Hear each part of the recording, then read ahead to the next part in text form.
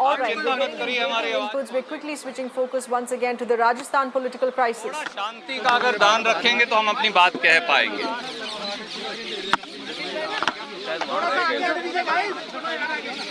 पंडित जी आप करो, फोन कर लो, कर लें सर, कर दें। नमस्कार साथियों,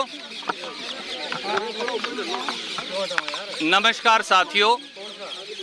पूरे देश ने देखा कि किस प्रकार से भारतीय जनता पार्टी गुंडागर्दी से जनमत का अपहरण कर रही है, प्रजातंत्र का चीरहरण कर रही है। बहुमत वाली कांग्रेस की श्री अशोक गहलोत जी के नेतृत्व वाली सरकार को विधायकों की खरीद फरोख्त से गिराने का कुत्सित षड्यंत्र कर रही है।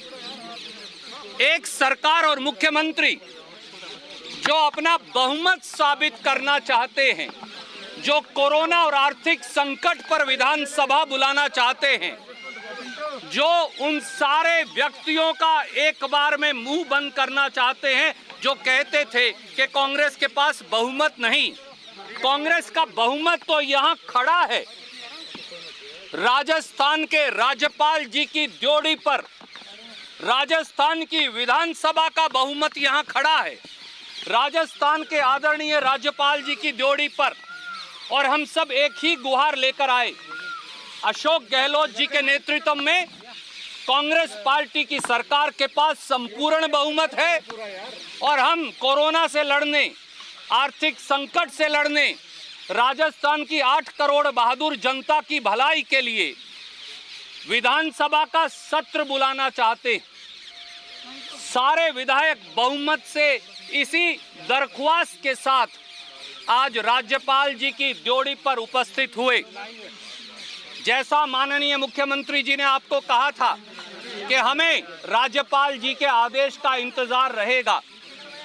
आदरणीय राज्यपाल जी, जिनका अपना लंबा राजनीतिक अनुभव है, उन्होंने खुले मन से न केवल मुख्यमंत्री जी को बल्कि हम सबको ये कहा कि वो संविधान की अनुपालना करेंगे बगैर किसी दबाव और द्वेष के। उन्होंने ये भी कहा कि कुछ टिप्पणियां लिखकर उन्होंने मुख्यमंत्री जी को एक छोटा सा आदेश भेजा है। जैसे ही मंत्रिमंडल उन टिप्पणियों का निदान कर देगा तो संविधान की धारा 174 के तहत वो महामहिम राज्यपाल जी वो संविधान की अनुपालना के लिए कर्तव्यबद्ध हैं। हमें महामहिम राज्यपाल जी की के इस आश्वासन पर कि वो आर्टिकल 174 में मंत्रिमंडल की सिफारिश को मानने के लिए कर्तव्यबद्ध हैं। हमें एक बुजुर्ग और परिवार का मुखिया होने के नाते उनकी बात पर आज उन्होंने ये जब कहा तो बात पर विश्वास है।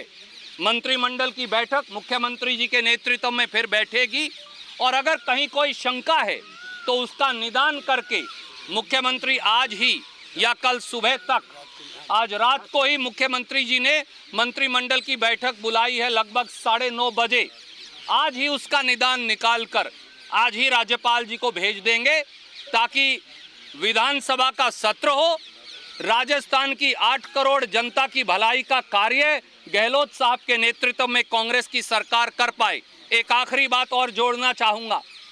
भारतीय जनता पार्टी के षड्यंत्रकारी हथकंडों ने राजस्थान की 8 करोड़ जनता की अस्मत और स्वाभिमान को चुनौती दी है। भारतीय जनता पार्टी कितने भी हथकंडे अपना ले, ईडी इनकम टैक्स और सीबीआई का दुरुपयोग कर ले, दिल्ली में बैठे सत्ता के सिंहासन पर मदमस्त हुक्मरान राजस्थान की जनता के जनमत की हत्या करने की कितनी भी कोशिश कर लें, वो कभी कामयाब नहीं होंगे क्योंकि ये 8 करोड़ लोगों का स्वाभिमान है। धन्यवाद। सर आपने क्या टिप्पणी की राज्यपाल की, क्या टिप्पणी की होटल में सर?